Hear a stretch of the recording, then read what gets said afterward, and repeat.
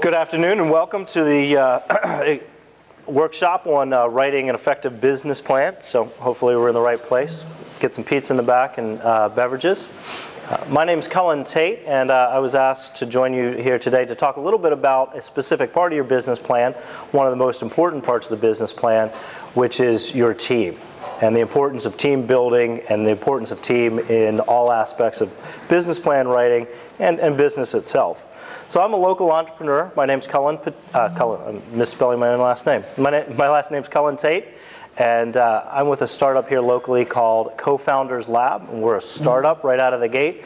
And Co-Founders Lab is about team building. We offer both online and in-person services to help entrepreneurs like yourself and established entrepreneurs really build out and find teammates. Sometimes that might mean finding a technical co-founder to balance out your business development side, or vice versa. So prior to Co-Founders Lab, I've been involved with a number of ventures and a number of businesses, and I'll relay some of those experiences today as they relate to team building. I actually started my entrepreneurship career here on this campus. I'm a MBA graduate of the Smith School of Business, and I learned one of the most important lessons in my business life here on this campus. And that lesson, quite simply put, is to begin with the end in mind. And this can be applied to all phases of business. It can be applied to how you structure the business and contracts and the importance of agreements in the early stages of business. It can be applied to finance. It can be applied very well to investor strategies, funding strategies, thinking about how you would want to exit the business. And it really applies itself very well to the importance of teams and team building. You got to think about the people that be on a team with. They're going to bring a lot to, you're going to rely on each other a lot at all phases of your business development.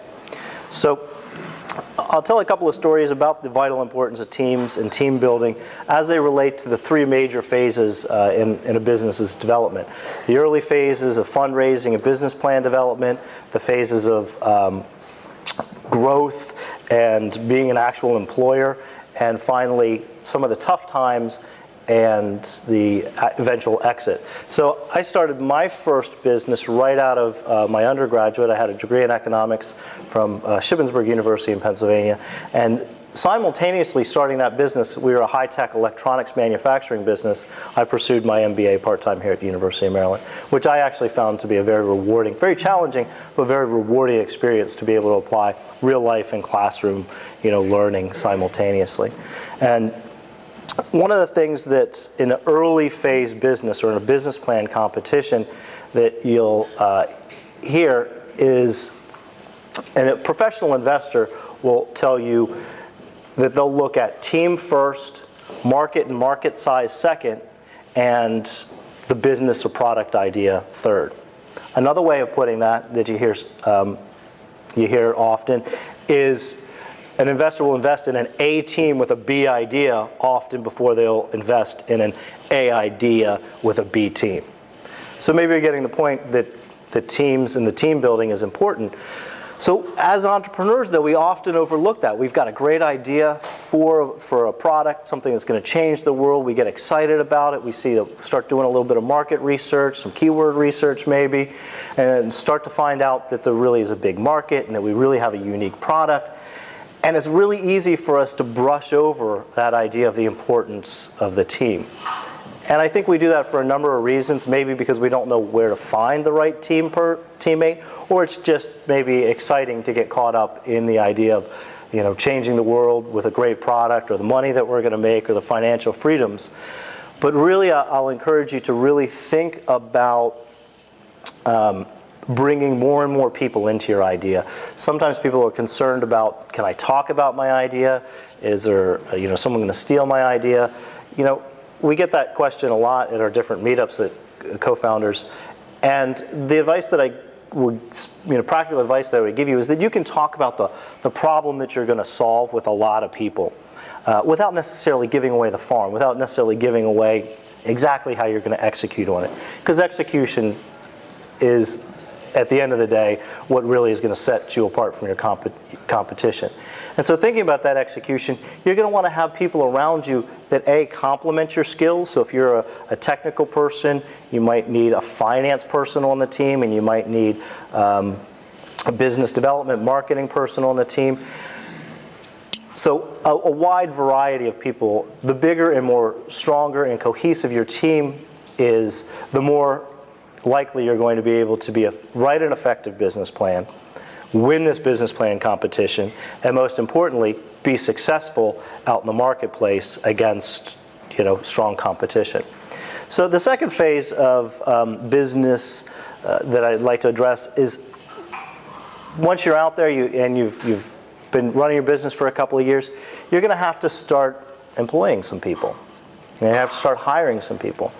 And an expression that you'll often hear, one that I heard a lot, was always hire people smarter than yourself. Right? Have you heard of that one? Well, you know what? That's kind of hard to do. I found as an employer, I've employed probably close to 100 people, not all at once, but I had a company that we employed 15 to 20 people at any given time. And finding people to employ and hire that are smarter than you is really difficult. You're all smart people. I'm not saying that there's nobody smarter than us, but they're hard to find, and they're hard to afford.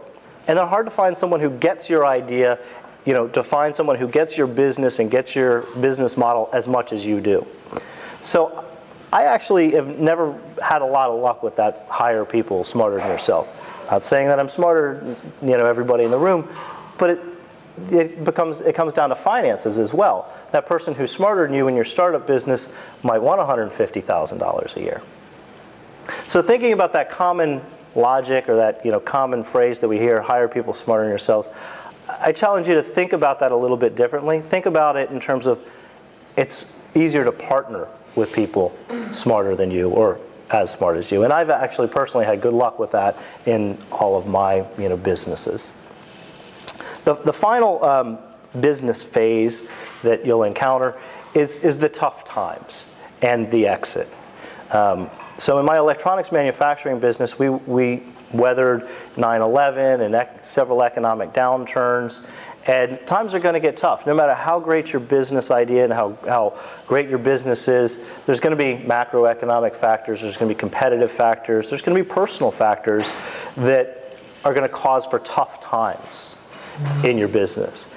And you really want somebody by your side in those tough times that can be a strong partner. The expression sometimes is business partnership's a lot like a marriage. And there's gonna be tough times. There's gonna be times when you're sick of it. There's gonna be times when maybe you're just plain sick, or you have a new family, or as I said, the economy is tough. You really should look at your business partnerships as a marriage, and as a partner that you can really lean on, and that they can lean on you. So how do you go about building a team? The first piece of advice that I would give you is to take an honest, hard look at yourself. Do a personality and skills assessment. What am I good at? Sometimes it's hard to say, what am I bad at? So ask yourself the question, what don't I like to do? Right? If you don't like to do finance, if you don't like to get out and sell people and go to appointments, if you don't like to sit in front of the computer and write code or make engineering drawings, those things that you don't like to do, you should think about those as areas for looking for partners for this business plan competition, and in business and in life. The other thing that I recommend is diversity. A diverse team in terms of fields and in terms of backgrounds is where you're really going to get, a team of 4 of you, might seem like a good idea, but you're not going to get a lot of creativity out of that. And that's something that I had heard a lot, in business school. They talk about diversity in teams, but really in getting out in the entrepreneurial world with meetups and co-founders lab, I've really found that diversity really does truly inspire the most creative ideas and the most creative teams. And be picky. This isn't to say don't talk about your business plan, but be a little bit particular. Ask some questions. It's easy to rush in with friends sometimes and say this is going to be great, but be picky about, what do you want out of this business? What do you want to put into this business? I would imagine some of the business plans here are going to turn into real businesses. I think both of last year's first and second place winners turned into, ongoing businesses. Craig can talk about that a little bit, I'm sure. But be picky about the people that are going to be on your team. And by that, I mean, ask a lot of questions. Have a lot of honest dialogue about, is this really something that you want to be involved in for the next, 3 to 5 years, for example. So your friends are a decent place to start, but not always the only and best place to start. Just get looking, get talking about your business idea and talking and networking with people. I need somebody in finance, or I need somebody in engineering. And that's how cofounderslab.com got started. That's sort of my personal soapbox or pitch there, is that we have a website that addresses some of these needs, where you can create a profile about what you're looking for, about who might want to join your team. So those are just my brief comments. I'll answer a couple of questions if anybody has any, or I'll turn the floor over to Craig. No questions? Okay. Well, thank you for having me. My name's Cullen Tate, and I hope to enjoy the rest of the seminar with you.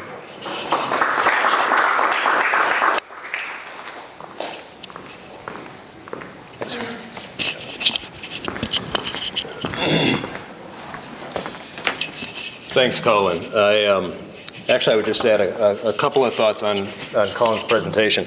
I built a number of companies, and the first one I built as a solo founder, and I suspect it had a good deal to do with the fact that I had no idea what the hell I was doing. But the first one was a lot harder than the subsequent one, where I enjoyed a co-founder who was in fact smarter than I, and I enjoyed this force multiplier where we weren't twice as effective by virtue of him being there. We were about 6 times more effective.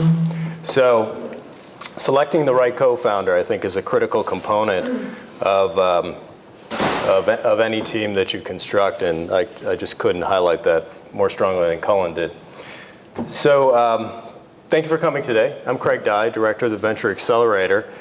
One of MTech's many innovative programs. So MTech brochures are outside. I strongly recommend that you pick up the one-page flyer.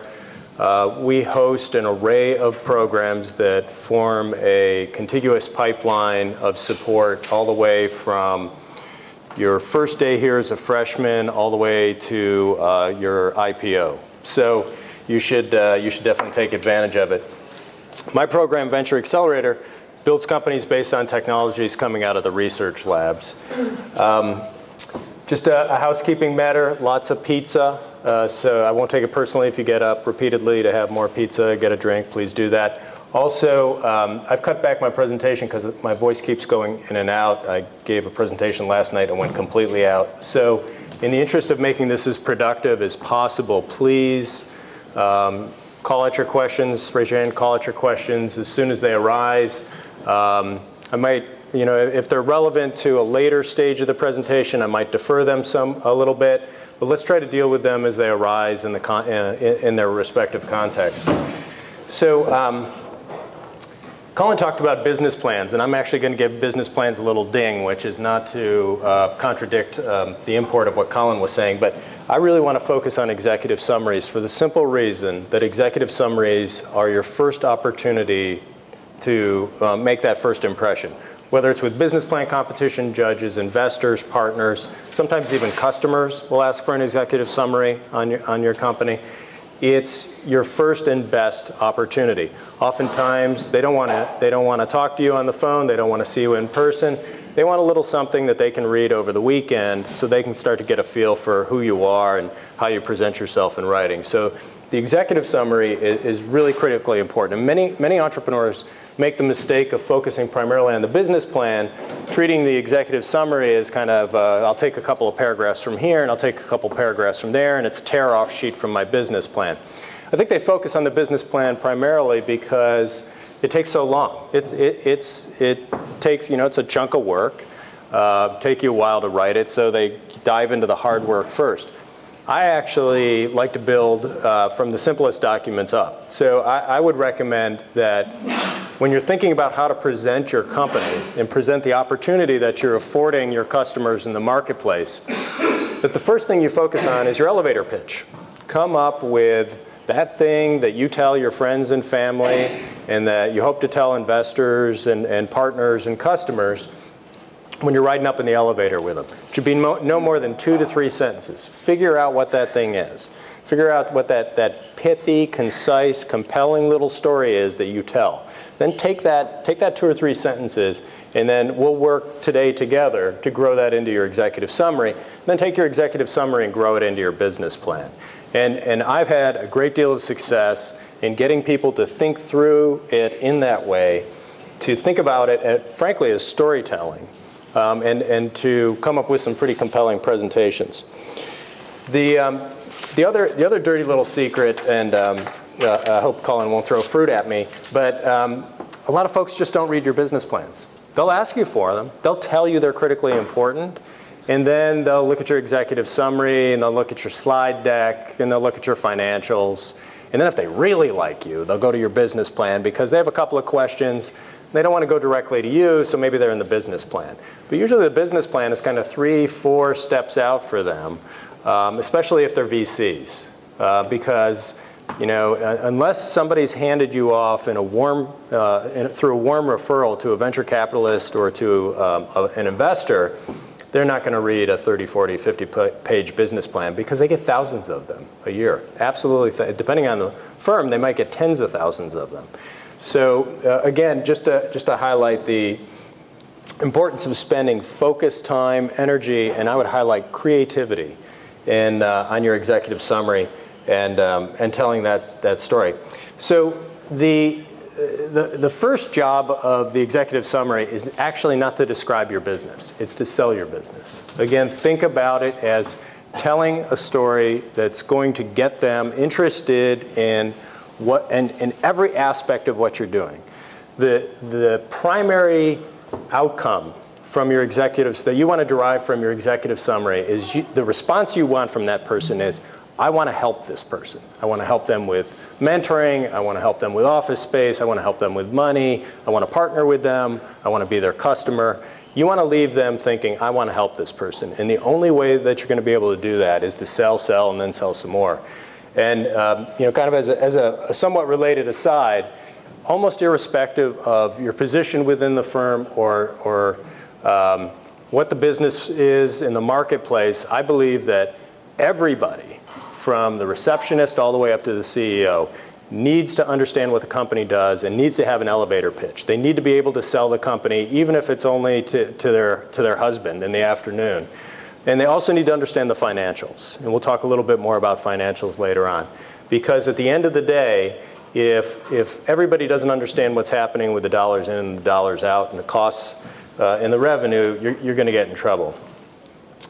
So, and then with the first few sentences of your executive summary, again, to kind of distill it down even to a finer point, you really have about 30 seconds to convey the business opportunity, not describe the technology. Forget about that. Convey the business opportunity in the marketplace, about 30 seconds to grab their attention and get them on to the next paragraph and the paragraph after that.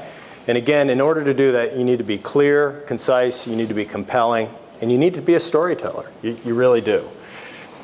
And the way to do that, and I've already alluded to this, is set the hook and then start to reel them in a little bit. And in 1 or 2 sentences, state what your really big idea is. Talk about the painful problem in the marketplace and how you and only you can solve that painful problem. In the ideal, you want to be curing cancer. You want to be saving children's lives. You want them weeping by the time they're done with your executive summary.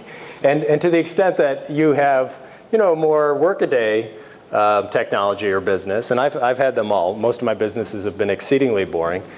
there's still a problem. There's still a painful problem out there in the marketplace. There's still a way for you to pitch it and sell it in a way that is compelling for them. Invariably, you've gone to them because they have domain expertise in that industry. They understand. You're talking to them because you want them to be a partner or a customer or an investor.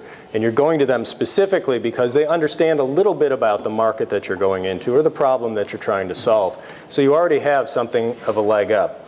Also, take the opportunity of that first paragraph, excuse me, to highlight and impress them with any world-class advisors or early achievements that you've been able to acquire.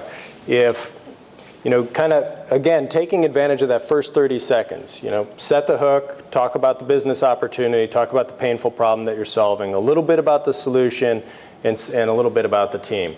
So here's a real-world example based on a company that we're in the process of working with right now. I'm not going to say their actual name, and actually I don't like acronyms, but I'm going to call them XYZ Corp. So here we go. So here's a nice little kind of lead-in. XYZ Corp has developed a low-cost fuel cell to replace the internal combustion engine. Our product runs on diesel or gasoline, taking advantage of the existing gas station infrastructure, offers triple-digit miles per gallon, and produces only trace amounts of tailpipe CO2 and H2O. We're currently negotiating with Volkswagen and Honda to offer our solution in their 2014 models. Of course, your big idea has to be true. This one has the benefit of being true.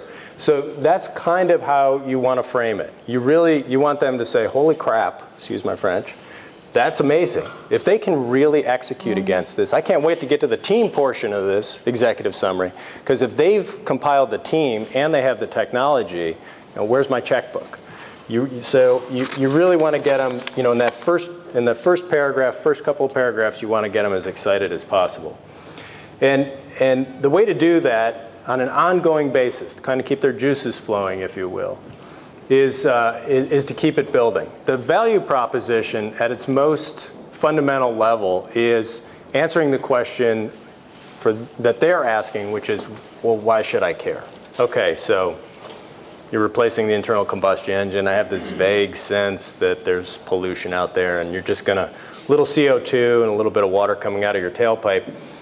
So you want to take this opportunity to highlight again for them the enormous pain that's out there and the opportunity. Yes? What if you have a gender-specific problem?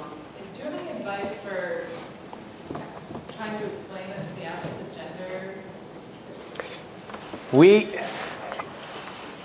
So who is your customer? Are you going to sell? Your customer is women. Okay. And am I selling directly to the end user? Yes. Okay. So it's a direct-to-consumer model. Why, since they're going to be the end user and they're buying it, why do you want there to be kind of parallel messaging or branding that's focused on the other gender? You don't. Just in the venture capitalist or business competition, you're not only going to be proposing it to women, men might not quite understand the value as much because they haven't gone through it. They're not experiencing it. I just wondering if you have any recommendations for those types of situations. Well, it strikes me that a potential parallel would actually be in the pharmaceutical industry, and just stop me if I've missed the point of your opportunity. But the vast majority of doctors are men. The vast majority of doctors who treat women are men. Well, setting aside whether or not they truly understand their patients, they're treating women for breast cancer and all types of gender-specific cancers. And so you need to sell, if you're a pharmaceutical company, you're actually selling to the doctor or you're selling to the institution within which they conduct their business. You're not actually selling to the end user. If in your case, so that's a little bit more difficult. You clearly have to educate the person of the other gender in order to get the solution to the gender-specific consumer. In your case, I think that you're afforded a much more direct pipeline where you just sell directly to them and build a model, a go-to-market. As part of your business model, you'll have a go-to-market strategy. I'm going to talk to that in a couple slides out. And it's okay for you to be approaching a gender-specific niche market. And in fact, if this is just one product of what you foresee to be an innovation curve that might have multiple products, you're probably better off starting with the female gender because they sell better within the family than the male gender does. Was that helpful? Yes. I just, if your venture capitalists are mad and they don't understand the need, you just have to sell your story that much better? Or? Yeah, that is a problem. I mean, venture capitalists by and large are skinny white guys, and it's tough. And part of your strategy is to find venture capitalists who have done like deals, who have active investments in their portfolio that look very much like yours but are not necessarily competitors. And there are plenty of female venture capitalists. Here on the East Coast, most of the female VCs are biotech oriented, but on the West Coast, there's plenty of them that are direct-to-consumer product VCs. So I think that I would argue that your primary focus should be to find a VC or a VC firm that has in their portfolio like deals, and be less gender focused. I feel like sometimes women presenting to when women present, I've been with women who've presented to female VCs, and I've often come away with the feeling that they got a rougher ride because the VC felt that because the presenter was a woman, that they had to be harder on them because they didn't want to be perceived by their partners back at the office that they were rolling over easy on an opportunity just because it was presented by a woman. So there's this weird psychology that you have to play as well. Yeah. Yeah, in your example with XYZ Corp, they already developed this really awesome product that they can start talking about, it seems like. But for a startup which is still in the process of developing this technology, how do you propose that? I mean, So in the example, great question. In the example I gave, we're a little bit further along. But you can, in setting the hook, you can talk about the stage of the achievement that you've gotten to already. As long as you're, are we talking about you're still at the ideation phase where you just kind of have a concept, or do you have an alpha? Closer to that. Okay. Do you have an alpha or a beta product? Working towards it. Okay. So let's say I'll keep rolling it back. You have an alpha product? Working towards it. Okay. All right. So I think what you do then in that instance is I think you share with them the timeline of the critical developmental milestones that get you from a technology to a product, because they're not particularly they're going to be interested in the technology only after you've sold them on the business opportunity. So you want to talk to them in terms of product, and I think that will in fact be a weaker portion of your executive summary. But if you can strengthen the story and make it more compelling when you start talking about how you're going to basically get, what your business model is, how large your market is, share with them the financials. Even though you're very, very early, they may see later on in the executive summary that this story is really quite compelling. You do have a challenge, but again, think of it in terms of, what's the most enthusiastic that I can be and still be truthful about the potential, the stage and the potential of my product.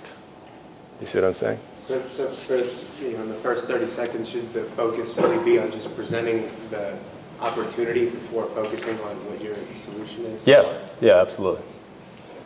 So maybe I missed the question, but if you, in the first 30 seconds, you're going to spend a lot of time talking about the problem in the marketplace and how painful it is. And even if you don't have a ready-made product to address that painful problem, you can still talk about what it will do when you get it developed. Okay. Yes? We had a question just now. Yeah. If someone has patented something already. Patented something, yeah. Yes. And I want to have it in my executive summary would that be a turn off or turn on for investors if I state in the first few lines, I've patented technology to do X, Y, and Z? I would get it. It's a great question. I would get it right out front. IP protection is always, it's cyclical how VCs feel about IP protection.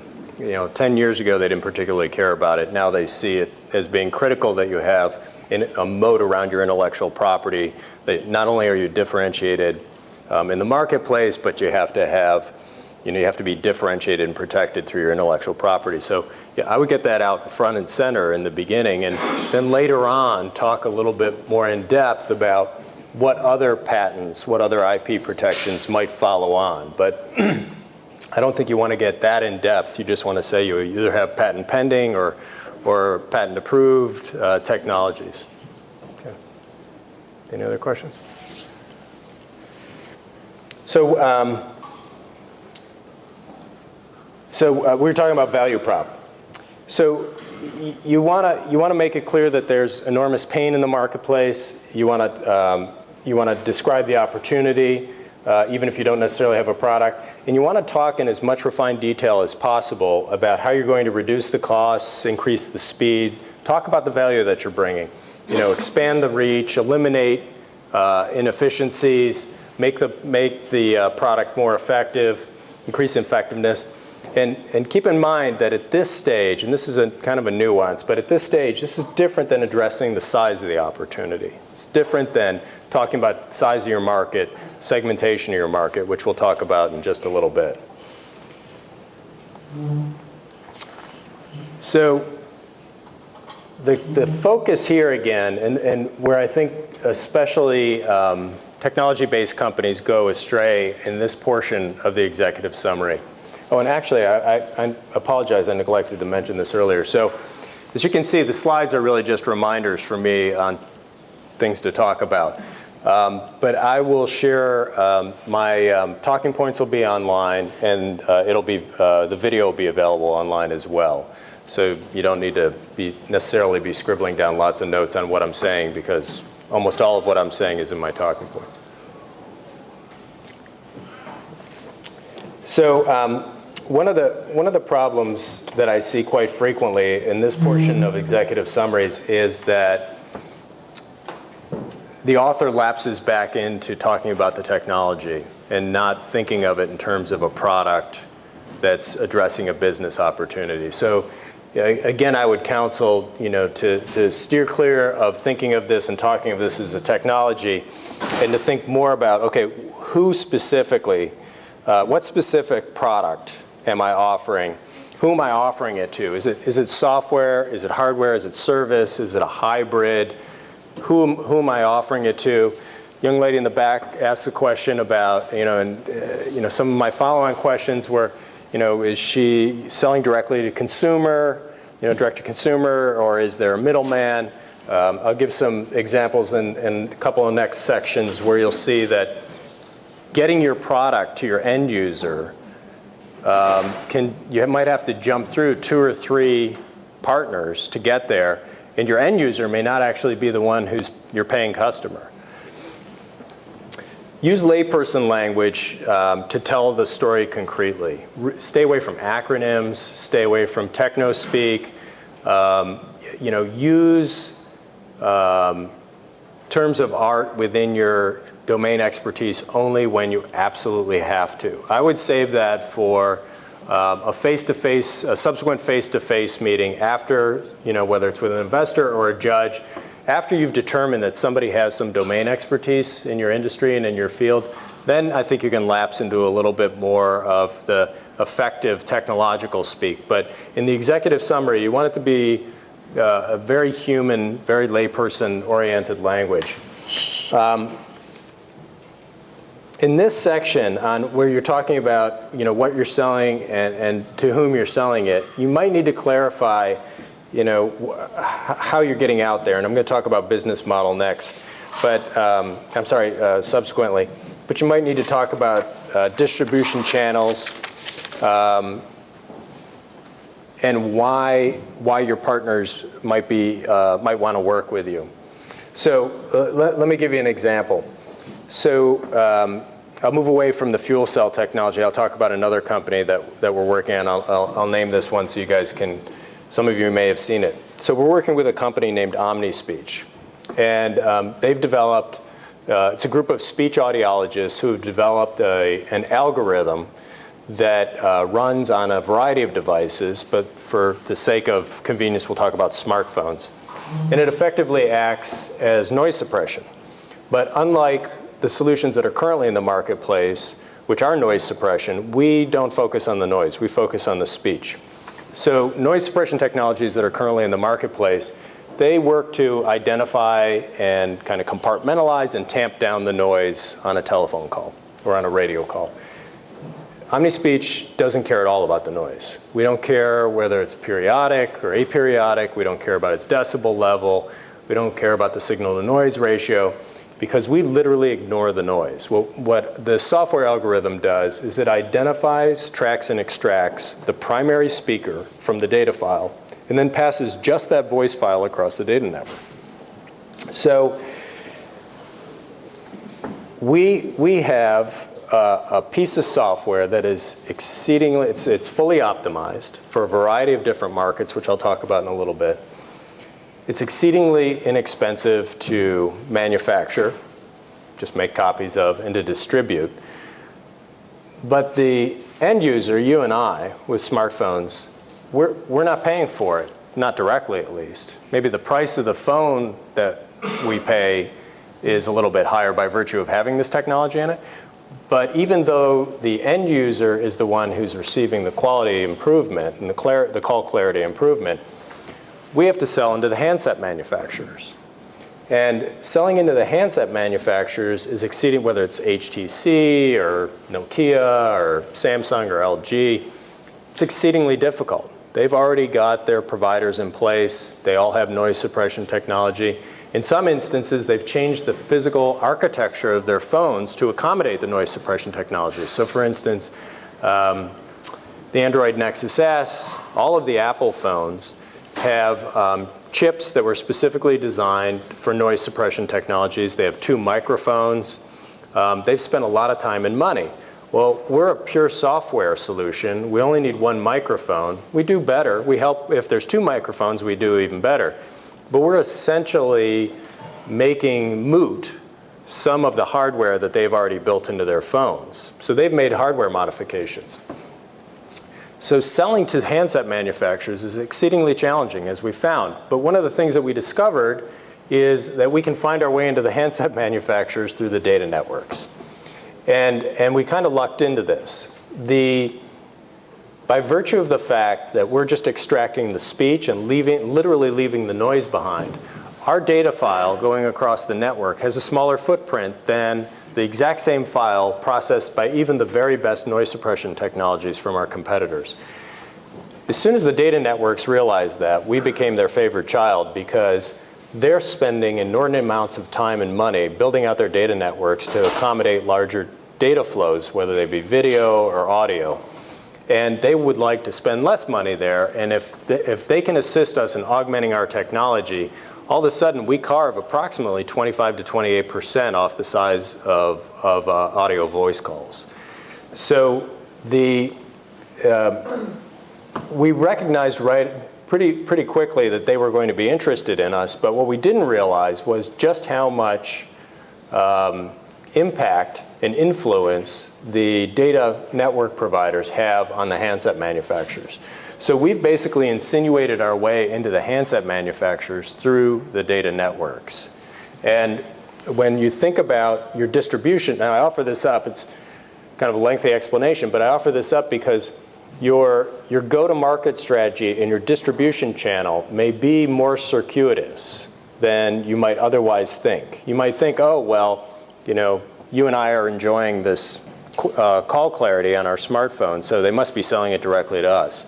But in fact, we had to sell the data networks, and then they helped us sell the handset manufacturers, and then they helped us sell the chipset manufacturers as well. So when you're talking about what you're selling and to whom you're selling, it might not be as clear-cut as you initially think, and there might be more hops to it than you might otherwise think.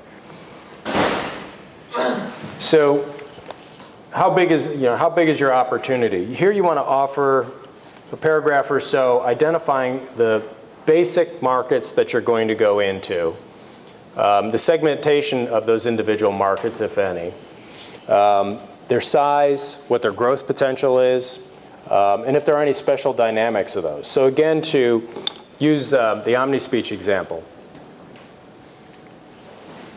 we've identified that smartphones are our biggest market. But what we had to do was we had to get a piece of software that was running at about 19,000 MIPS, million instruction sets per second. We had to get that from about 19,000 MIPS down to about 20.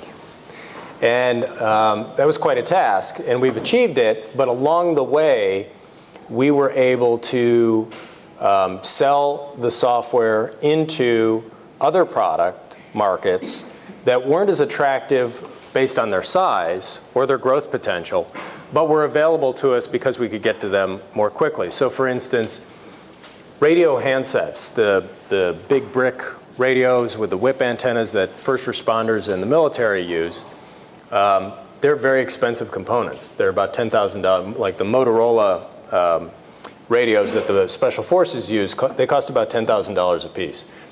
And we could get into those radios when we were running at 80 MIPS. And because we brought a compelling solution to a painful problem, if you're on the front lines and you're experiencing gunfire or tank noise or helicopter wash, we get rid of all of that. And so the military was particularly interested in licensing the technology from us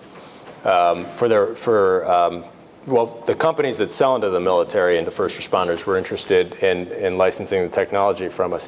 So we actually ended up going to that market before smartphones, even though smartphones was much larger. So as you identify where your markets are, you're also going to want to talk as best you can about, where, you want to have a very linear, very focused commercialization strategy. But you may have some opportunities along the way that are lesser opportunities than the big one, but that you get to sooner. And to the extent that you can identify those in your executive summary, you're effectively telling the reader that you're going to be generating revenue along the way through real paying customers. So with OmniSpeech, we have some radio handset manufacturers that we're selling into, and then largely through happenstance, we discovered that there was a small startup that was doing voice recognition for mobile phone shopping. So instead of trying to go to a website, go to Amazon.com on your iPhone and going and searching through it by expanding it, making it bigger, and clicking through it, they had developed their own voice recognition software where you could just say, I want to buy Steve Blank's latest book on Amazon.com, tell me how much it is. But because of the background noise, they were having a lot of trouble with their shopping algorithm. So they came to us, and we were able to take their performance from about 90% accuracy rate to very high 90s. I think we're at 98.9 right now, which is quite extraordinary when it comes to voice recognition technologies. So we were able to go into radio handsets and then this server-based marketplace before we ever got to smartphones. And then now we're working on smartphones, and then thereafter we'll work on feature phones. So, I just want, as you're defining the opportunity and the markets and the segmentation of the markets, you want to talk about which ones are the big ones and which ones are growing the fastest, smartphones in this case, and which ones you're going to get into more quickly. And when you're talking about how much of the market you think you're going to acquire in any one of those segments, you want to build your assumptions from the bottom up. And by that I mean what you don't want to do is you don't want to say the smartphone market is a $25 billion a year market and all we have to do is get 1% of that and we're golden. Because there's no real assessment as to how difficult. 1% sounds small, it sounds easy, but there's no meaningful assessment as to just how difficult it is to get into 1% of a $25 billion market. To the point of the young lady's question before where I talked a little bit about niche markets, you're much better off saying, we have a strategy, and here it is, where we think we can get into 8% of a $500 million market, And then that provides us a growth strategy that is superior to just getting a very, trying to struggle to get a very tiny piece of a very well-developed, very competitive marketplace. Yeah. In terms of the order of presenting information, do you want to start with, I guess, the biggest possible market to engage the reader, or do you want to start with a smaller market that you're more confident about your, I guess, to go-to-market strategy? A great question. I would start with the big play. I would talk about the kind of the ultimate vision of getting into this larger global market, or whatever the larger market is that you have, might not be global, and then bring it back down to more human scale and say, on our path to that, we're going to be executing in these more discrete markets where we think we have ready, near-term revenue possibilities. But I would start with a bigger story. Did you have a follow-up? Yeah, I mean, Yeah. I guess something I was worried about was coming across as too naive, or saying, oh yeah, we're going to tackle this huge problem, but. Well, it's a delicate balancing act. Whether it's in the prose you write about the market opportunity and your ability to address it, or whether it's in your financials, you want to be realistic. So there's this balance between enthusiasm and sharing the big vision and the grand opportunity and your big idea that solves it, and seeming like you're naive. And I think that naivete can come through in ways that you might not expect. And unfortunately, the way that I see it invariably come through is in the financials. That people will prepare spreadsheets and they'll say, we think we can get to more than 100 million in 5 years. Now that happens. There are plenty of examples of that, but that's exceedingly difficult and rare. And I'll see people say they're going to get to 100 million in 5 years, and then they don't talk about customer acquisition costs. And maybe their entire model is predicated on acquiring, hundreds of thousands, if not millions, of customers, but nowhere in their assumptions do they talk about customer acquisition costs. And right away, it's a red flag that they haven't thought this through very carefully, that it's more smoke and mirrors than it is substance. Yes? It's kind of vague, but if you have an idea of how many people are in the market, how would you go about valuing them? Can you say a little, when you say how many people, you mean end customers? Yeah. Or is there a like product in the market now that they're buying that's addressing the need that's in the marketplace? There's a similar one, not exactly the same. But they're very new, so it's not. Well, I would look at what their per price product is and what kind of penetration they have in the marketplace across the customer base that you're talking about, and then think very honestly and very frankly about what additional value do you bring that over that other product, and how is that value going to be monetized? So how do you price it? Are you driving a cost savings that you can calculate and then take a piece of that?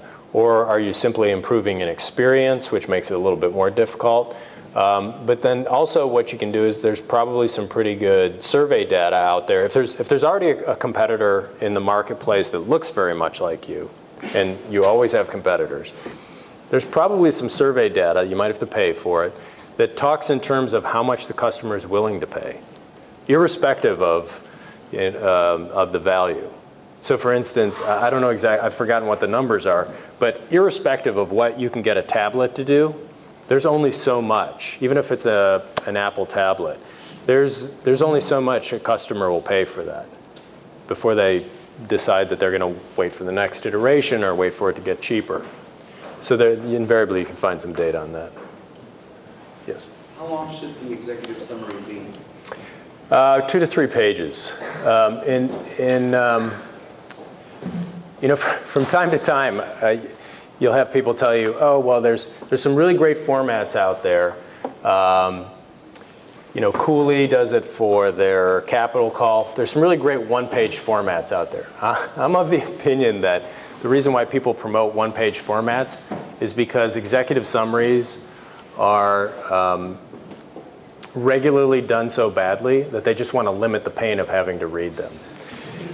And so they tell you, just do one page, that'll be fine, because they're pretty sure it's going to suck, and they'd rather read one page that's bad instead of 2 or 3. But I don't believe you can really tell the story and get all these component pieces. We're only about halfway through. I don't think you can get all the component pieces in and tell it in a compelling way in less than 2 or 3 pages, especially if one of those pages, or the half of one of those pages, is a 5 or 6 year pro forma financial.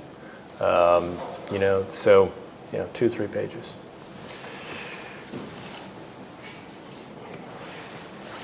So competitive advantage.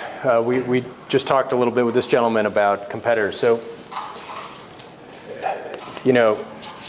another mistake I see with some regularity is entrepreneurs will come to me and say, I've got this big idea, blue ocean, we're going to develop, it's basically we're going to have to educate the market on this. There are no competitors. There's always a competitor.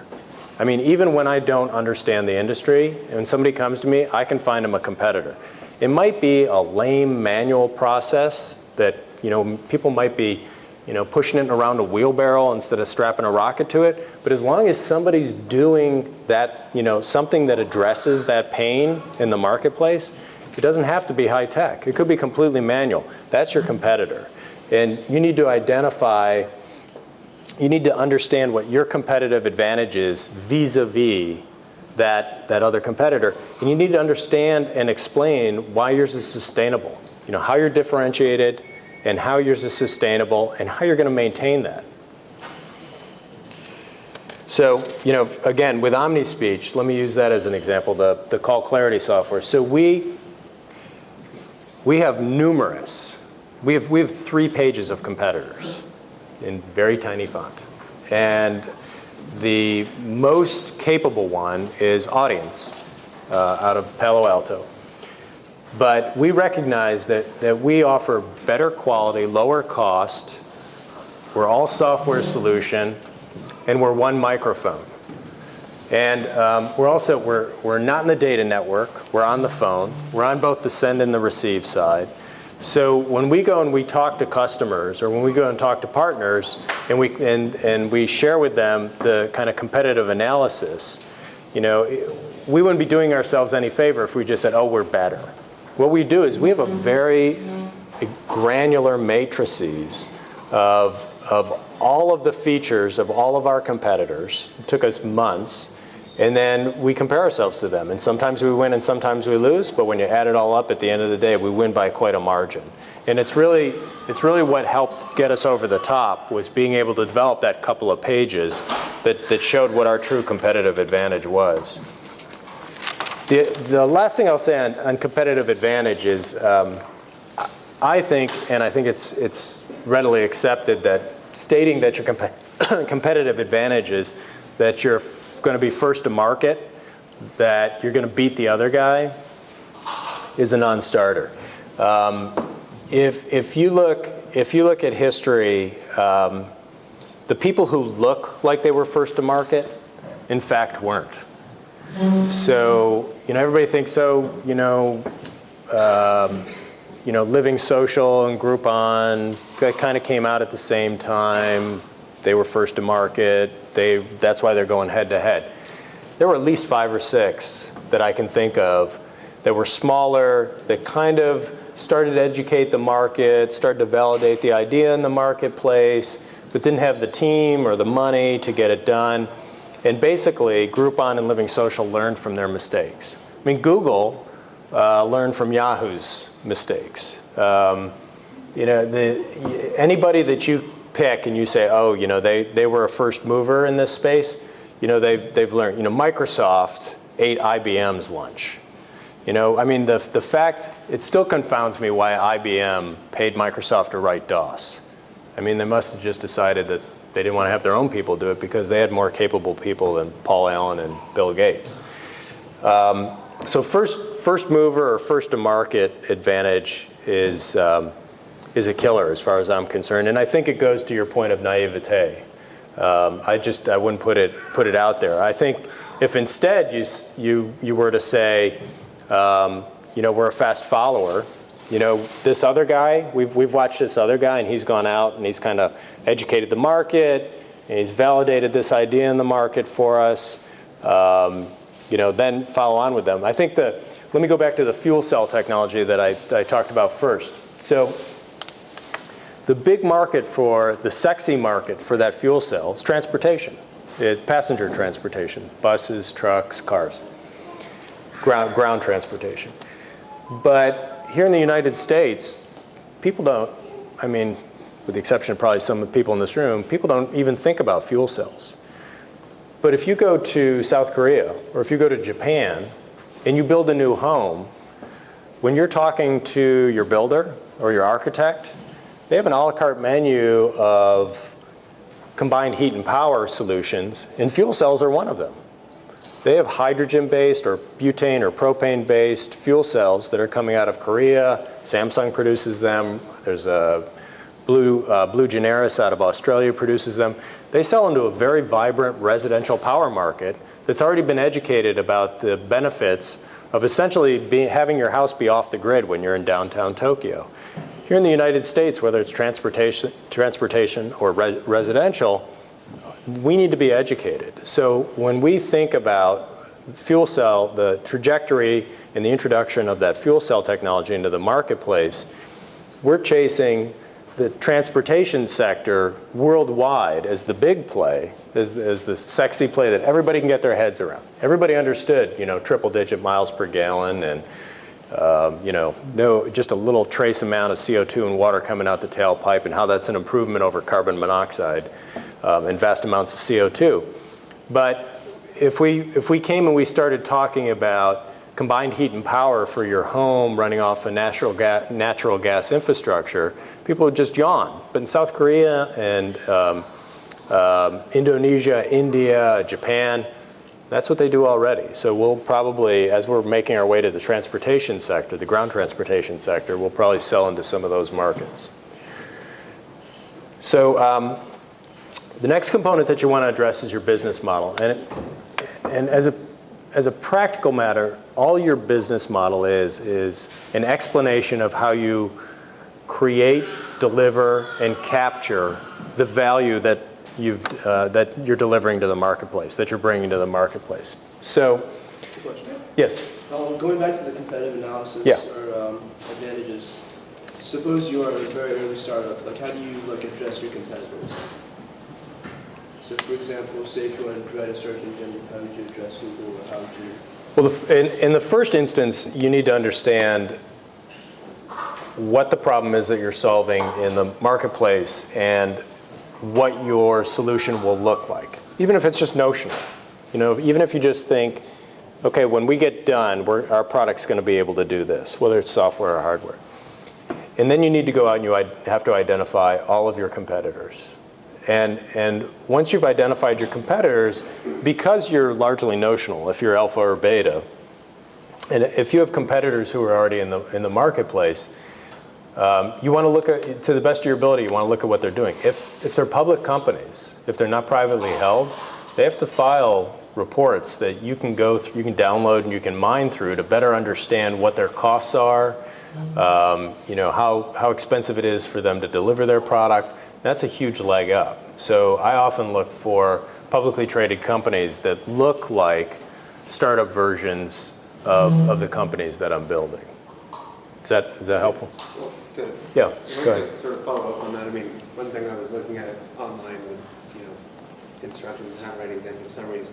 If you're a startup, what if one of the really big players in the field decides to do what you're doing? Mm-hmm. Since you're so small and you don't have the same resources, how would you still be able to outcompete them? And you mentioned that first to market, assuming you're going to be first to market, is not a valid assumption. Mm-hmm. So how would you say so? If Google might not, if they see what we're doing and then decide to do it themselves, how do you compete, basically? You know, in vibrant markets, that's almost always going to be the case. And at the end of the day, what it comes down to is that your differentiation in the marketplace, your competitive in the marketplace, is less about what you're bringing at introduction and more what your longer term strategy is. So for instance, when there were very, very few people who thought that Google had any chance at all, because Yahoo owned that space. I was one of them. I was like, well, Google's very cool. They've got this simple interface. It's a couple of really smart guys. I started using Google. Dogpile came out about at the same time.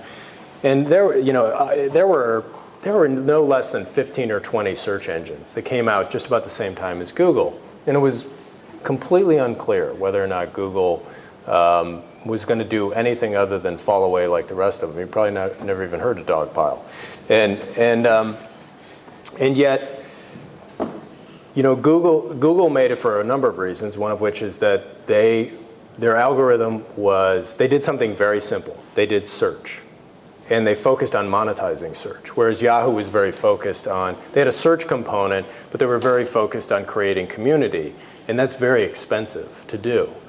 And so if you're a startup and Yahoo could have bought Google at any point in time. They probably tried.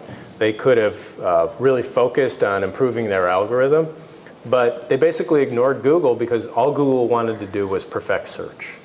And Yahoo wanted to build community. But everybody on the outside viewed Yahoo as a search engine.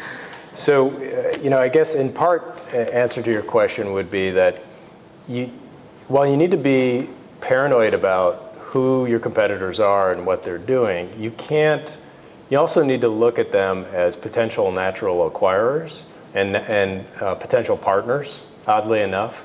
At the end, I can talk a little bit about a company that we're working with where we have a startup that is creating a product that looks almost identical to a company that's doing $800 million a year in revenue, and we're doing zero. But they're dying to partner with us, so we can talk about that. And it really comes down to, are you creating differentiated value that is sustainable in the marketplace? Because if you are, it doesn't matter about your size. And it really doesn't even matter if they can do that, especially if you have any IP protections, any patents in place. You still have a shot. I'm not sure I have a better answer than that. Yes? A question.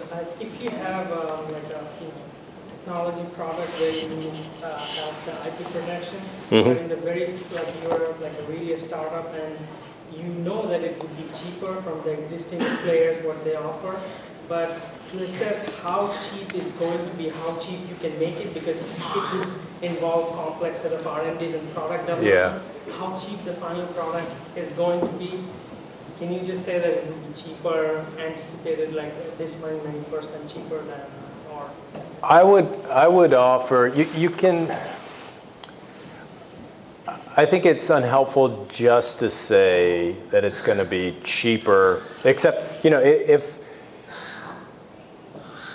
you can say it's cheaper if that's part of your 30-second elevator pitch.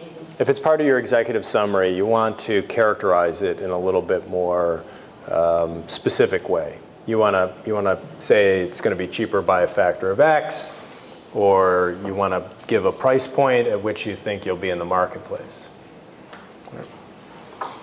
Back to business model.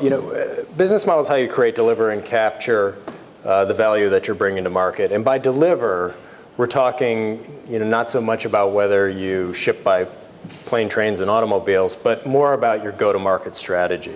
How are you going to introduce your product into the marketplace in such a way that you have a sustainable growth path? So specifically, how are you going to generate revenues, and from whom specifically are those revenues going to come? And again, it's not always crystal clear who's going to pay and why they're going to pay. Is your model scalable?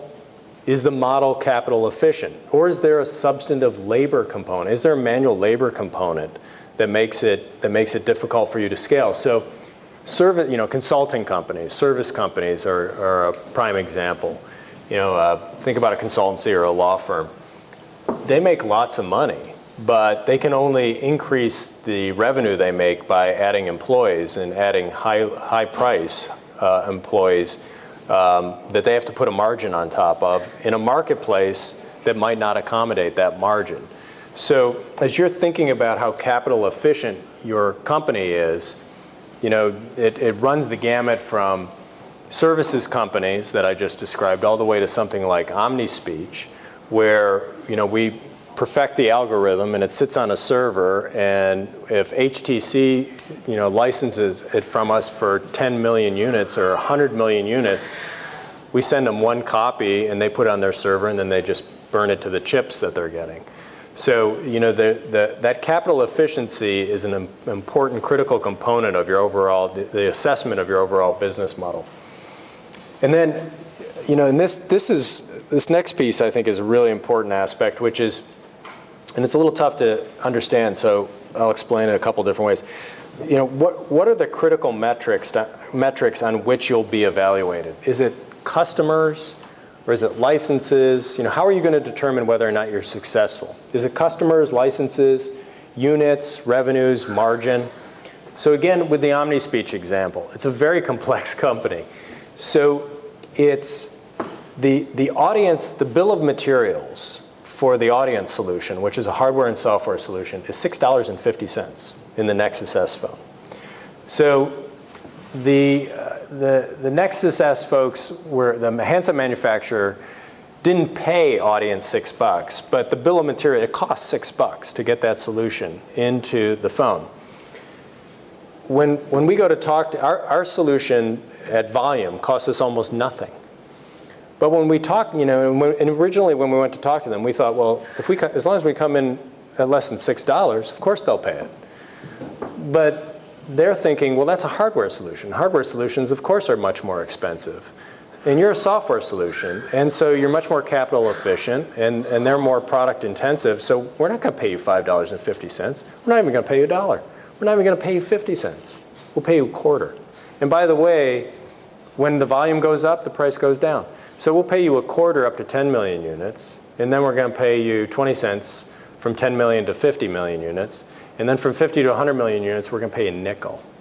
And at some point, it becomes a race to the bottom. You look at the financials, and our revenues are trailing off. We're selling hundreds of millions of units. We're selling software into hundreds of millions of handsets, but our revenue is trailing off because we're getting crushed down because our product is essentially getting commoditized when we don't have a competitor actually nipping at our heels. And so you need to understand whether or not that's going to happen to you as you go out and you begin to sell. And the fastest way to determine whether or not that's going to happen to you is to get your product in front of your customer as soon as possible and hear how they're thinking about it. Because we frankly stayed in the lab a little bit too long, comfortable with the fact that our competitors were costing them about $6, and we could do it for almost free. So wow, we had this huge margin. We had like this $5 margin. And then as we got educated, it was a painful education. And so we've had to rework, what our pricing looks like on a per unit basis, and how we define the metrics of our success can't just be on the number of handsets. It's a combination of units of handsets. What are our margins on those handsets? What are the future licensing agreements probably going to look like as we scale up on the volume? So this goes to Cullen's point. Why you? So VCs, they're probably split evenly. Half of the VCs out there look at team first, the other half look at product market fit first, and then they switch every other year. But the question you need to answer here is, why is your team uniquely qualified to succeed?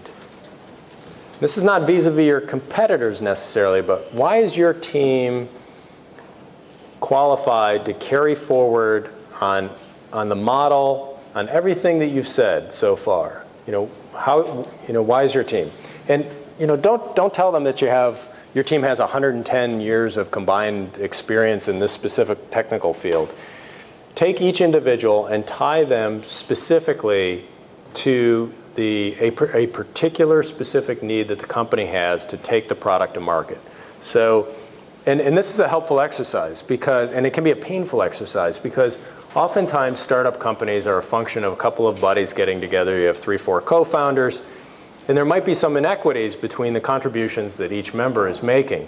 And going through this exercise sooner rather than later is helpful because you may discern that you have a team member that you really don't need. And it's better to find that out sooner rather than later because when you go out for an institutional round of investment, they're going to figure it out. And they're going to make that person go away. And it's going to be and then it's going to be exceedingly painful. Whereas if on the front end, while you're still a startup, while you're still a skunk works, if you go to that person and you say, you know, we have this need. Here are the array of needs that the company has. And we have a gap. And that gap is between you and me. So, you know, we've identified it. I'm going to step down a little bit to try and meet you. Can you step up? And maybe that person can get retooled, so to speak, before you do go out and get an institutional round. Maybe they can add some value. Yes. Oh, okay. So you really want to understand on a person-by-person basis, you know, how they're going to contribute to the current and the future needs of the company. And that's going to change over time. A lot of the future needs assessment is going to be prognostication, but you really want to do your best. And then also in this section where you're talking about why your team is best situated and best staffed and educated to execute on bringing your product to market, you also want to take the opportunity to tout any world-class employees, advisors, investors that you have. If you can say, you know, well, you know, Kleiner Perkins put some money in early on, you know, that's huge. Or if you have a Nobel laureate on your board of advisors, you should explicitly point that out in your executive summary. The people who are going to be reading your executive summary may not necessarily have the domain expertise in your industry to recognize that you have like the guy in the field on your board of advisors. So tell them that. Yeah. What advice would you give to undergraduates who are entering this business plan competition who don't have years of experience and expertise? You know, well, so like how would without sounding like we're BSing? Use your professors. You're paying them lots of money. Ask them to connect you with. They are older and they do have more expansive professional networks, and you know, explain to them what you're doing and ask them for introductions to people in the field who might be able to provide you with, you know, great ongoing advice, and you know, press them to, you know, assist you in that regard. You don't. Go ahead. Oh, but then I mean, when answering like why us, can we talk about people who are advisors? I mean, well, you can do two things. I mean,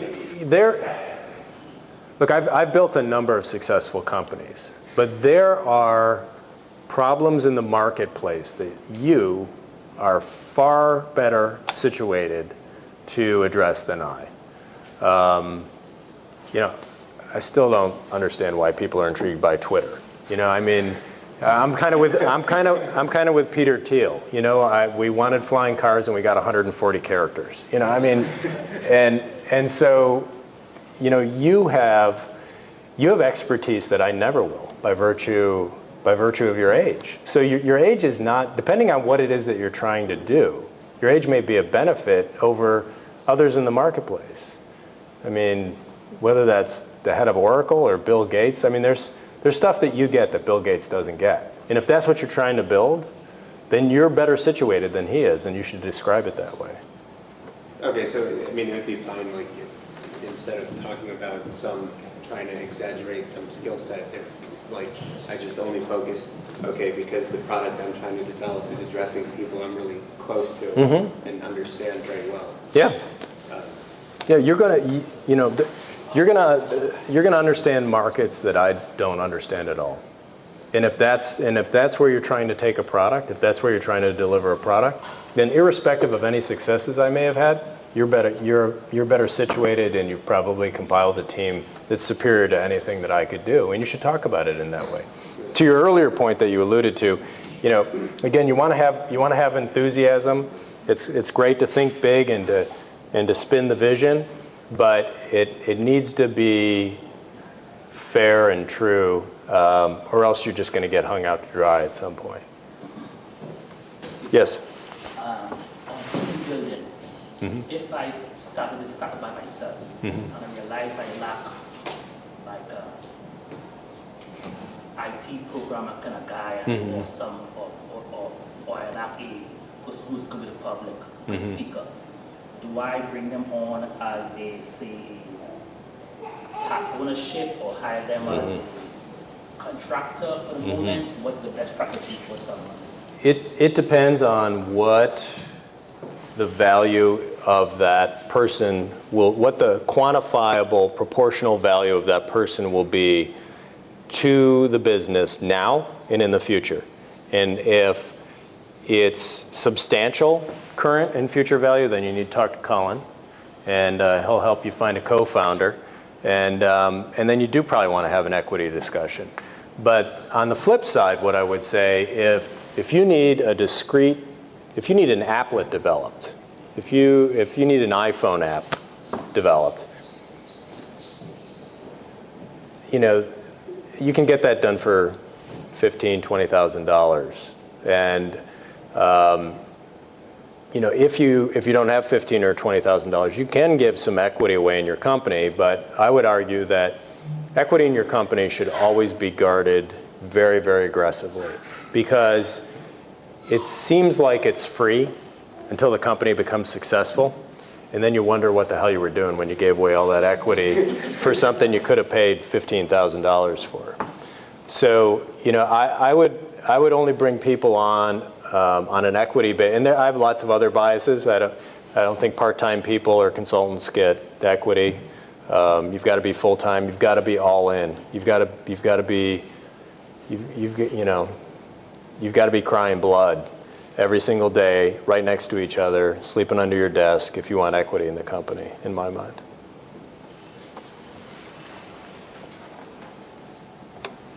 So the financials, show them the money. So the two weakest pieces, and I'm convinced they're the two weakest pieces because they come at the end, and by this point you're tired. You guys all have your heads on the tables by now anyhow. By the time you get to your financials and the investment ask, invariably in the executive summary or in a business plan, I see that they're invariably the two weakest components, and they should be some of the strongest components. So your summary financial projection should clearly show that you're going to generate a compelling return on investment, an attractive return for anybody who might want to invest.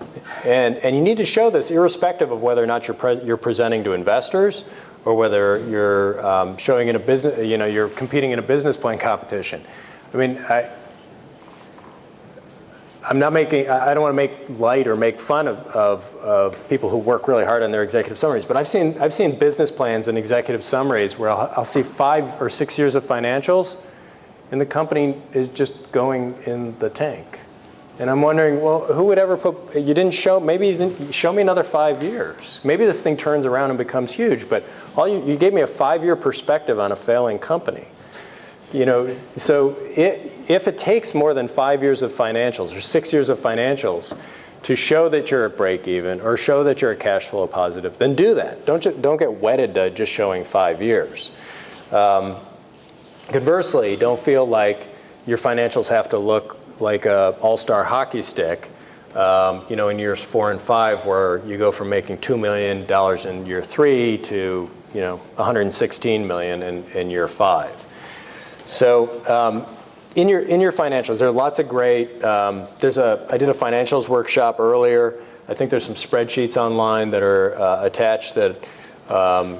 Financials are company specific, so you can't just grab a set of financials and use them and call it a day. If you have some companies will have need a very exhaustive analysis of customer acquisition costs. Some companies won't need to address that hardly at all.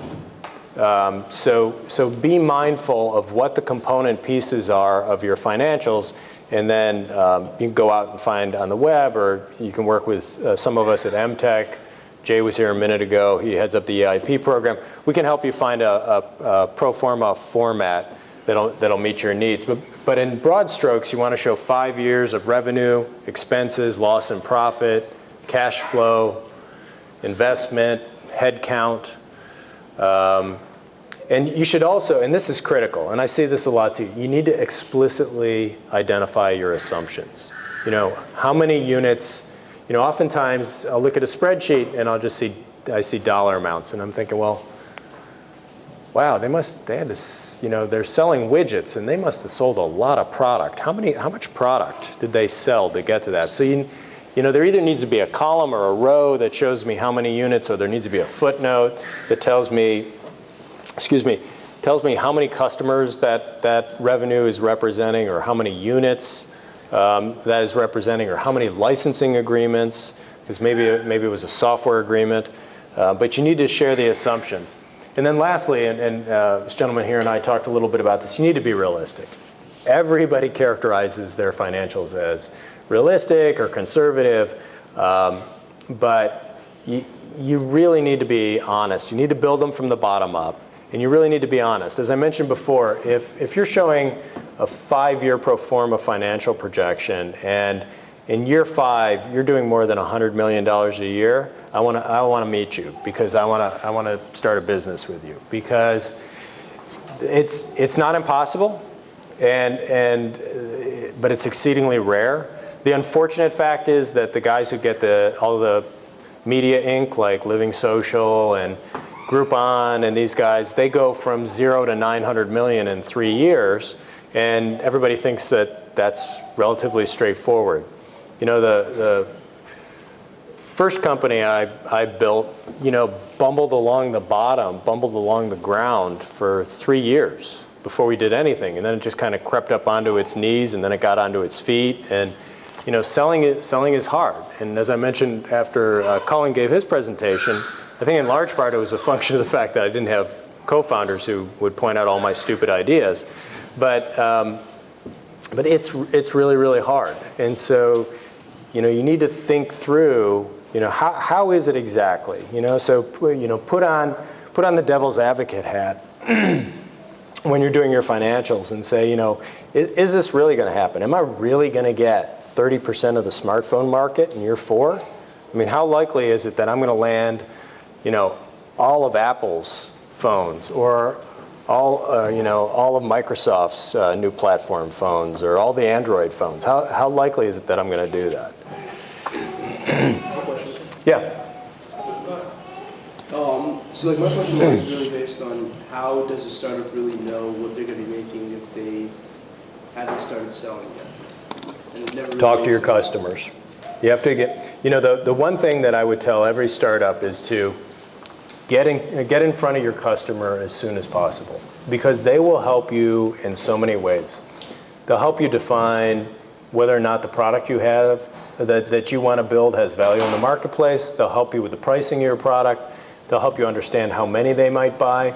Again, I'm more of a cautionary tale than a success story, I guess. But my first company, I left this big corporate gig. I took hundreds of thousands of dollars of my savings. We built this amazing, beautiful product.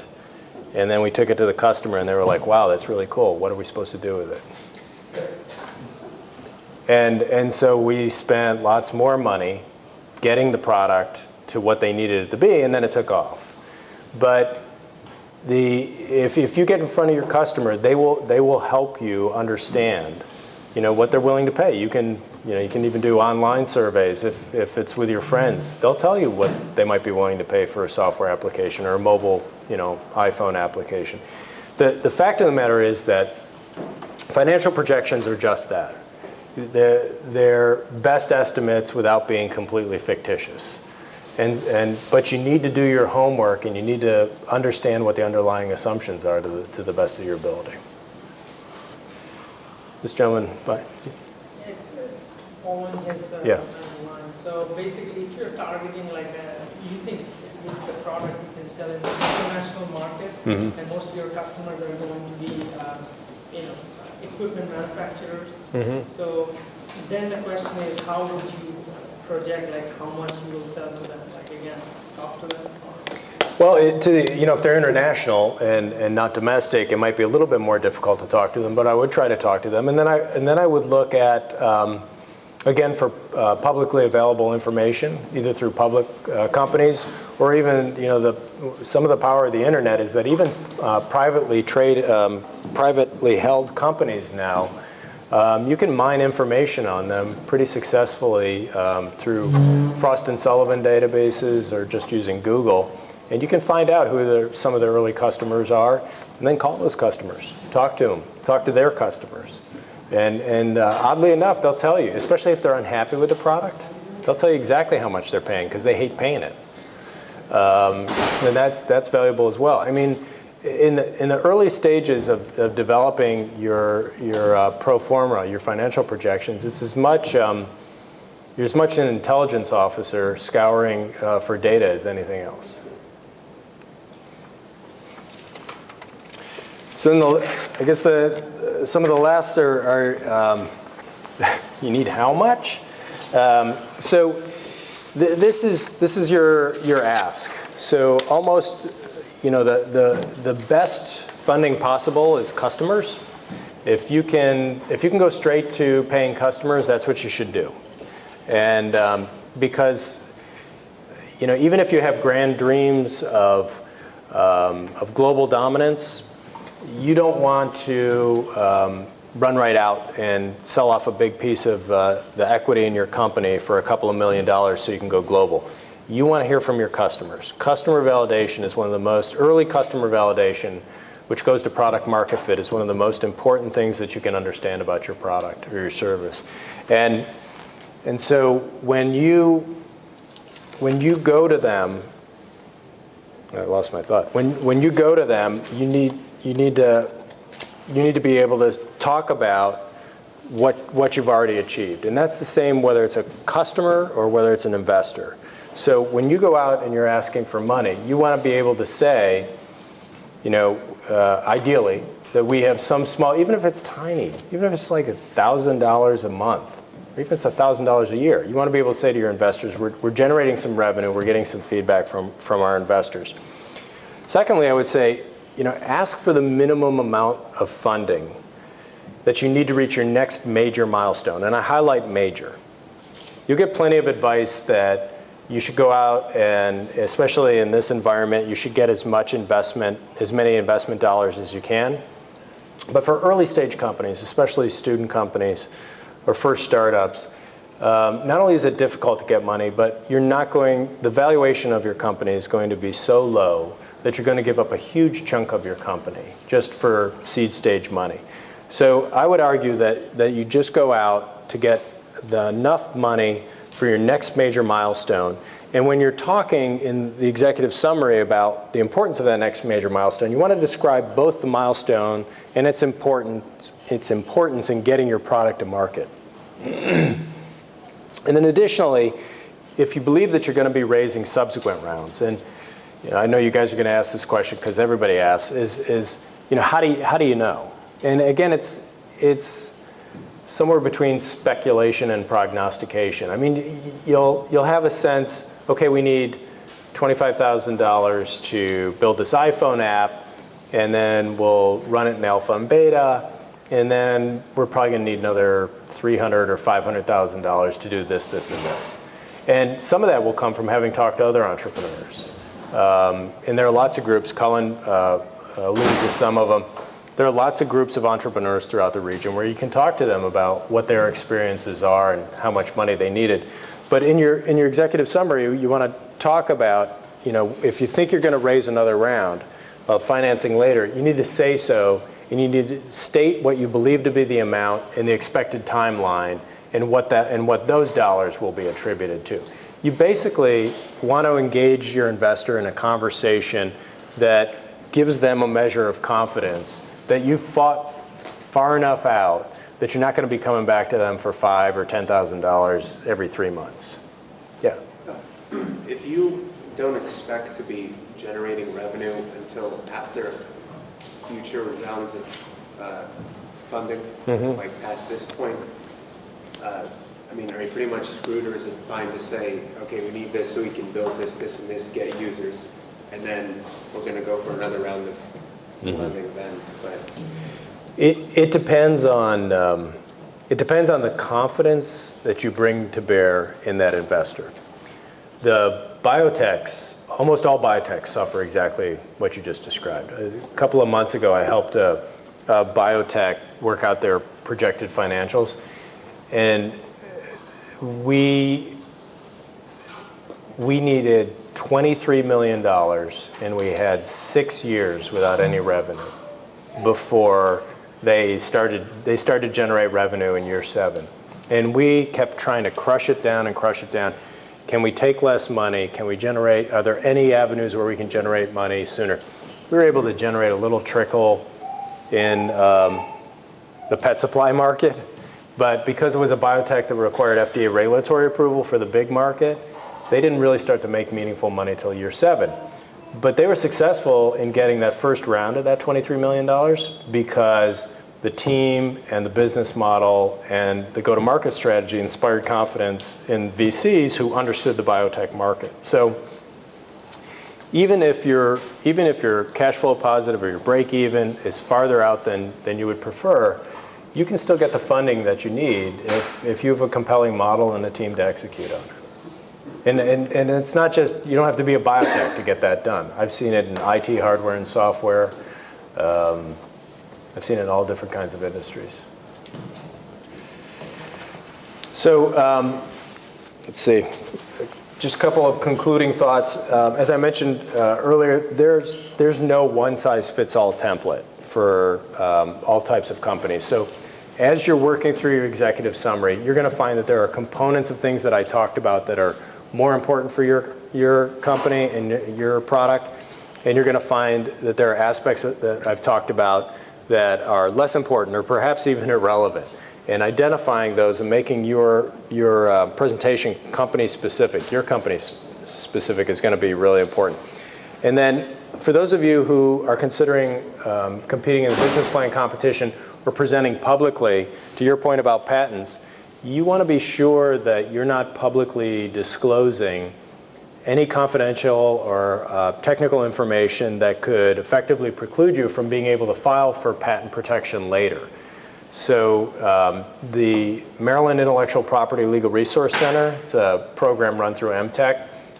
Professor Patty Campbell has about 15, and if you pick up one of the, you have one of the, it's on that fly sheet there. So she runs a clinic that's 13 to 18 students in any given semester, and they essentially act as associates in a law firm model, and she acts as the partner. So you can take her work and you can say, you know, I need some help with my IP strategy, or I'm thinking about giving a talk at this conference. What should I say and what should I not say? What should the poster look like? I need a non-disclosure agreement because I'm thinking about having conversations with this potential partner. They can help you with all of that free of cost. I think on average, the companies that I work with, the Intellectual Property Legal Resource Center probably saves me between $35,000 and $50,000 per company, just based on all the different things that they can do for you. So I would strongly recommend that you take advantage of that resource, but in particular, work to have an intellectual property strategy and work to protect it. Yes? Following up on that one on the Maryland Intellectual Property Resource Center, which is great. And students coming down from one of Baltimore, from the University of Maryland system, Baltimore Law School here. As I understand it, they won't help you put an application in for a patent, and they won't even help you put in a provisional application for a patent. Is that correct from your understanding? Yes. They can help you craft they can't actually, because they're not lawyers, and because Patty is proscribed from actually filing with the U.S. Patent and Trade Office, they can't file on your behalf. But they can do a lot of the preliminary legwork to help you understand what your filing should look like, and then if you want to file for a patent. And also, as part of your IP strategy, whether or not they believe that there's substantive value in you filing for a patent. Sometimes people will spend ghastly amounts of money on a lawyer filing a patent, which they're happy to do because they're getting paid by the hour, and there's really no reason to file for the patent. So her team can help you understand your strategy and can help you do some of the legwork leading up to that. And then if there's value in it, you can go outside, hire a private practitioner, and they can do the actual, it's called prosecution, but it's really just filing of the patent with the USPTO. As I understand it, Professor Campbell, she is accepted as a patent attorney for the U.S. Patent and Trademark Office, correct? That's right. So she is legally capable of filing a patent for clients. But she's precluded, I believe she's precluded from doing so under the auspices of the clinic that she runs. So if she was, if she was practicing privately outside of the environs of the University of Maryland, yes, she could prosecute patents before the USPTO. I know that the U.S. Patent Office, there are other law schools that have clinics for intellectual property patent. A few of them are allowed to do this filing for clients and sort of pro bono, no fees, kind of rate, to help students in their law programs better understand patent procedure. I wish that they could do that here in the Maryland system, and I'd like to advocate for that. Yes, well, I'll pass that along because it would save me my company's additional money as well. But I would refer you to the general counsel's office. I suspect it might be a function of the fact that we're a state university, and perhaps those other universities are private. I think by virtue of that, they are more cautious than they might otherwise be. I know that there's a intellectual property law clinic at American University Law School and also at Georgetown. Yeah, both of which are private institutions. So. As well as George Washington. Yeah. So, yeah. Do you need to have, I mean, is it necessary to have, if you don't have patents already, to say, oh, we're going to be able to patent X, Y, and Z, or does it really hurt you? Because, we're trying to make a web application, and so, I mean, software patents, I know, can be kind of challenging. Yeah. To support. If there's value in you having a patent, and Patty or a lawyer on the outside can help you ascertain that, then you should file. And there's no downside if in your executive summary or in your subsequent presentations to customers or investors, if you say the patent is pending. It hasn't yet been approved, but we filed all the paperwork. It usually takes 2 to 3 years. There's no downside to that. Because once the patent is filed, you have some measure of protection. Yeah, but if after talking to them, they, discourage us from filing for a patent, for example. Yeah. Well, what should we say under, in the intellectual property section or a business plan? I think that I'm of the mind that you deal with it explicitly, and you say that, we as part of our intellectual property strategy, we looked at whether or not it made good business sense to patent this, and through our legal counsel and business team, we determined that it was not a good idea. And we believe that we can provide differentiation in the marketplace and protections to our products in these other ways, and then describe what those other ways are. Protections to... Well, if you're like you're developing a piece of software, if it's not patentable, are there other ways does it only run on certain hardware? And is that hardware patented by somebody else? And can you come in under their protections? You see what I'm saying? Are there other ways that you can kind of create a protective moat around yourself so that somebody, as you were alluding to earlier, that somebody doesn't just come out and write that piece of software and do a slightly nicer job at a lesser cost? Yeah. Yes? Sorry to interrupt. No, that's okay. As with patent and so forth, I have a patent pending. Suppose now I'm going to speak with a potential investor and he or she does not want to sign a non-disclosure agreement. What's my recourse? What's my strategy? Angel investors, accredited angel investors and venture capitalists often won't sign a non-disclosure agreement. Would not. On the first date, so to speak. And consequently, it's incumbent upon you to not give away your secret sauce in that first date. So your goal is to